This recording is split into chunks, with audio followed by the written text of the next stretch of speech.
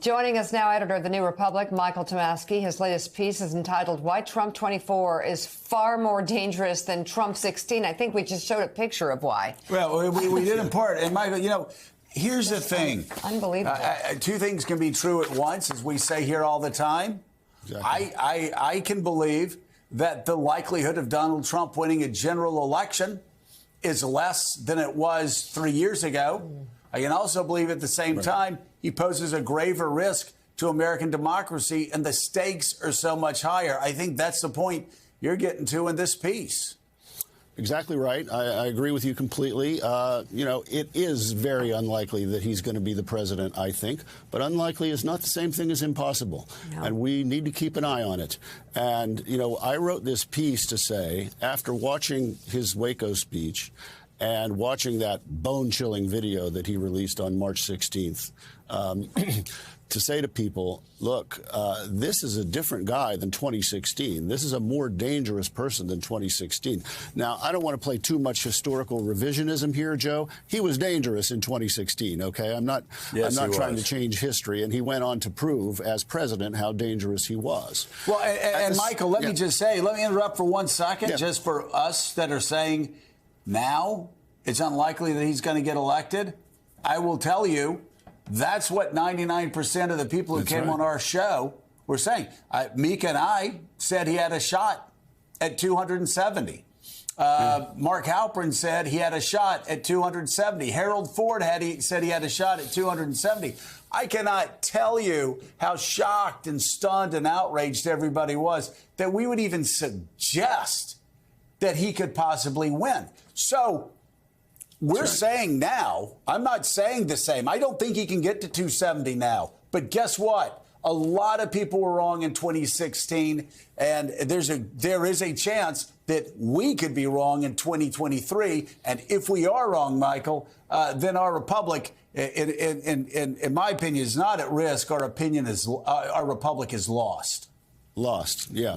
And he has signaled that already by embracing two, let's call them motivations, that really weren't there in 2016. One is this revenge theme, which he keeps hammering at. I am your retribution. I am your revenge. He, of course, is drawing his audience into it, so he's making it their fight as well as his. In reality, it's only his. The legal walls are circling and closing on him, but he's making it theirs, as any demagogue does. So that is a real theme, and he's signaling what he's going to do. He's going to get rid of the Marxists and the deep staters, which now includes Mitch McConnell, interestingly, and he's going to, you know, clean out the slaughterhouse of the permanent government. He's just acknowledging what he's going to do. And then the other thing that caught my ear in that Waco speech was that sentence about, you know, this is the final battle. 2024 is the final battle. This apocalyptic rhetoric is just, it's out of a science fiction movie or the Book of Revelations, but it bodes really terribly for what might happen to this country if he actually does get back in the White House. It's terrifying. Michael, Elise Jordan here. You write in your op-ed, quote, a reasonably sentient Joe Biden could probably beat Donald Trump handily. What does that mean? What, you know, a reasonably sentient, what is that standard? Well, you know, it's a gesture toward the concerns about his age, obviously, and that's not going to go away, and that's going to be something that he's going to have to address and that the Republicans are going to pound away at.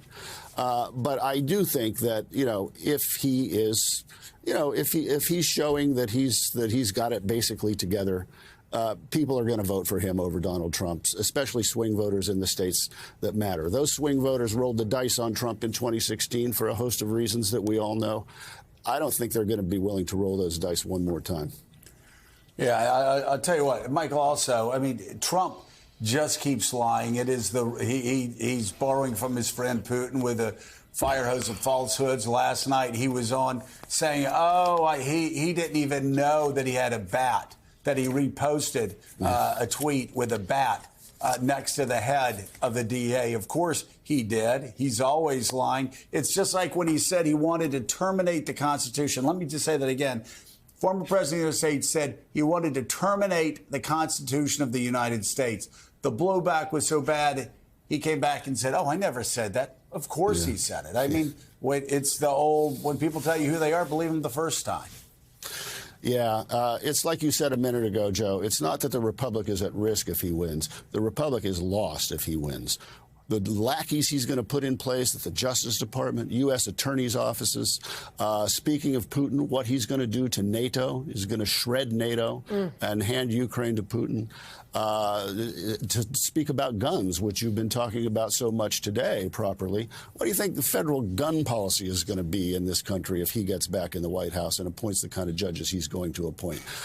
We're going to be in a dark place. And, you know, he's got plans and intentions, and he knows certain things about where the levers of power are now that he did not know in 2016, 2017. So, yeah, he's a long shot to win, but take seriously the prospect that he might and be scared, because it's going to be dark and ugly.